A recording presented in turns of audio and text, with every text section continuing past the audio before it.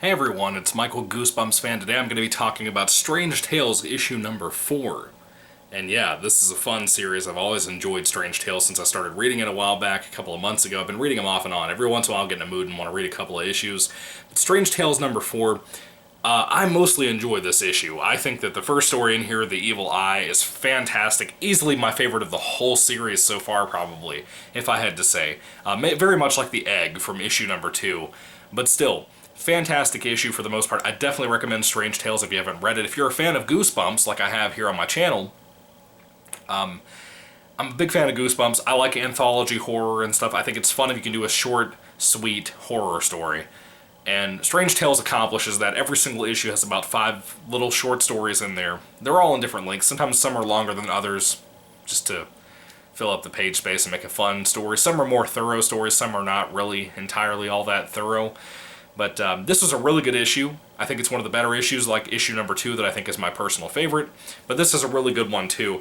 The first story in here that I love to death, like I said, is called The Evil Eye. Yeah. Here's the picture. Yes, that's just a giant floating eye beaming down at people. This story essentially is about a mad scientist who claims that he sees something coming towards the Earth in space that looks like an eye, as a matter of fact. And everybody else starts noticing this too. Scientists start talking about that. Everybody is talking about this thing that's coming towards the Earth. This mad scientist keeps saying to the government and stuff that he wants to come back and work with them again, like he used to back in the old days, and that they must work with him to save the Earth. Only he knows how to stop this thing. The Evil Eye is one of the most creative and, in my opinion, scary and creepy stories that I've ever read in my life. I don't know what it is about this. Again, this is the old days, like 1951. You have very silly, goofy, over-the-top stories that are just ridiculous, and this is one of them. A giant eyeball floating towards the Earth. Very Lovecraftian, and I really love that about it. It works so well. I had a great time reading the story. It's one of my favorites I've ever read, like I said. If you need any second guessing on what my rating would be, you're nuts. On a 5-star basis, I would easily give The Evil Eye a 5 out of 5 stars. So good. I love the art too. The art is so good, especially with the apocalyptic stuff, because the eye itself will just look down at the Earth and just blow things up, like shooting lasers at it and stuff. It's just so cool. I love that story so much. I highly recommend issue number 4, just in case you haven't read it before. If you want to get this volume 1 pack that I'm reading this in, as the first 10 issues collected in about a 300-page long book, this is so good. I love it. That story alone is worth picking up this issue and this whole book for.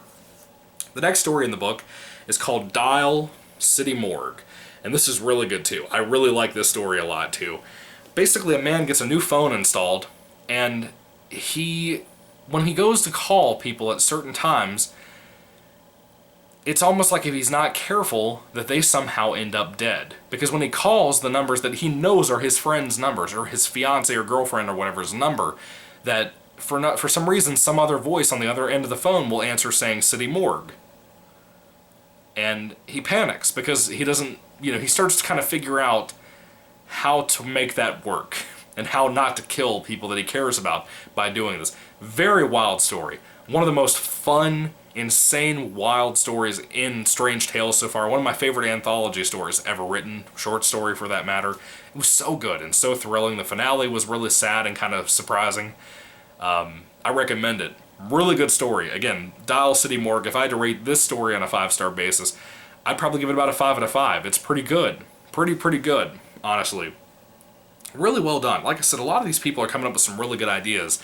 And this third story in the book, too, is called Sculpture of Death. I actually think this is a great example, too, of another one that's very well made and well put together. A lot of these are getting better and better with every issue. Sculpture of Death is really interesting. Again, this is a written story. They do this every single issue of the book. This is the second page, and that's all there is. 2 pages every single time you get one of the stories in this book like that. Sculpture of Death is kind of surprising. It's not the best of the written stories in my opinion, but it's pretty decent, honestly. Basically, a man named Craig North attends a very famous, if not the world's greatest, sculptor. The funeral of this man. He's a big fan of this guy. When he goes to leave the cemetery, he happens to look over and he sees a crafting knife, a palette knife, if you will. If you're familiar with painting or sculpting or anything like that, you probably know what I'm talking about. It's like the little knife that Bob Ross would always use that would make that wonderful, satisfying, scratchy noise that Bob Ross would do on his old show. And you can use it to spread out paint or to like chip stuff off to make paint look a certain way on canvases and stuff. Very interesting stuff. A palette knife might be a little bit different. I think they're the same thing as a canvas knife, but I could be wrong. I'm not a sculptor, I'm not a painter. I just have a fiance who loves crafts, so she does both. So I don't know all my tools. But anyway, that's not the point. The story gets really wild. There's actually a name or some kind of thing engraved on the handle of this. It says Natas. And it's a really crazy story, and it gets really wild. There's a lot of cool plot twists here that I really dug. It's just not my favorite in the book. It's not my favorite of the written stories from each issue that I've read and talked about here on my channel so far. It's just pretty decent, honestly. I like it. That's about it. That's all I can really say about it, frankly. But it was decent. If I had to rate Sculpture of Death, yeah, Sculpture of Death. I almost said Sculptor, but I was like, I don't think it's what it is. Sculpture of Death. If I had to rate it on a 5-star basis, I'd probably get a 3 out of 5. It's pretty decent. Pretty surprising. The ending was interesting. Yeah, plot twist is pretty good too. The next to last story in the book is called It. Like the Stephen King story, just It, with an exclamation point. That's the only difference between the titles. This one is okay. The ending is a little dumb. Not a very long story. Basically, a man and woman adopted a child, and weird things start happening around the house.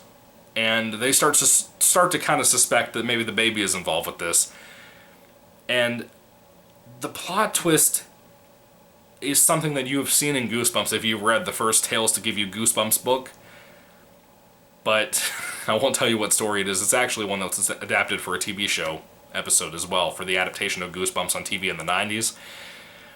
I almost wonder if this is where R.L. Stine got the inspiration for that, because R.L. Stine loved comic books. I'm assuming he's probably read Strange Tales because it's up his alley. It's the kind of stuff that he writes with Goosebumps and Fear Street. Mostly Goosebumps, but still.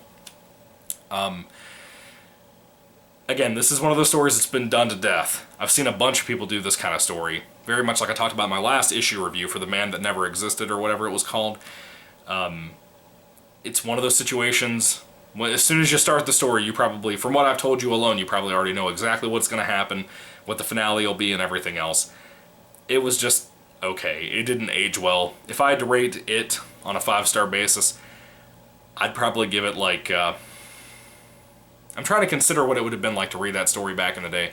I'd give it like a 2 out of 5. You know, it hasn't aged well. I think we should take into consideration at the same time what it is now. 2 out of 5. It's okay. It's a high 2 out of 5. It's almost a 3, but... You know, age takes a toll on things. People don't like to admit that, but it does. Especially when you get older and you don't enjoy something as much as you did when you were a kid, a movie or anything like that. It just happens, folks. Just be ready for it. Especially you younger folks who are younger than me watching this. It's going to happen. That's just the realism of it, but it's fine. That's how life goes. The next story I enjoyed for the most part. It's a little too oddball sci-fi for me, but I thought it was mostly decent. I really enjoy this. The Man on the Beach is the final story of issue number 4.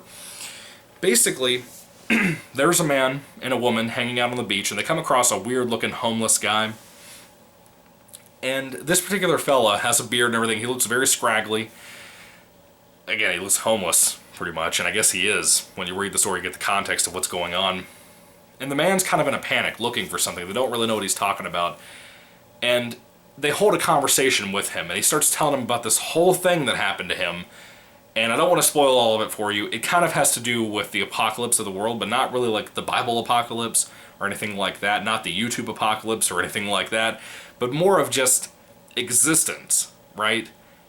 And it's a really crazy, insane sci-fi type story. I like it a lot. It's like 6 or 7 pages long for this collection. It's pretty good. I like it. I thought it was pretty decent. It wasn't my favorite, but it was good. I recommend it. I thought it was pretty cool. Yeah, one of the highlights of issue number 4, in my opinion. If I had to rate The Man on the Beach on a 5-star basis, I would probably give this story probably a 3 out of 5, like a high 3 out of 5. It was pretty decent, in my opinion.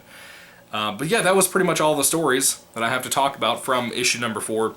When it comes to Strange Tales issue number 4, this was another really good one. I think I still prefer issue number 2 compared to this, but The Evil Eye, that's a great story. That easily, from what I've read so far of these stories, is my favorite, personally.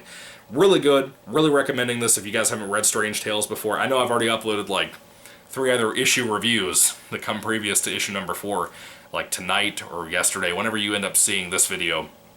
You're probably bored of seeing that. I just like recommending this stuff. I think it's fun. I think there's a lot of stuff to talk about with this.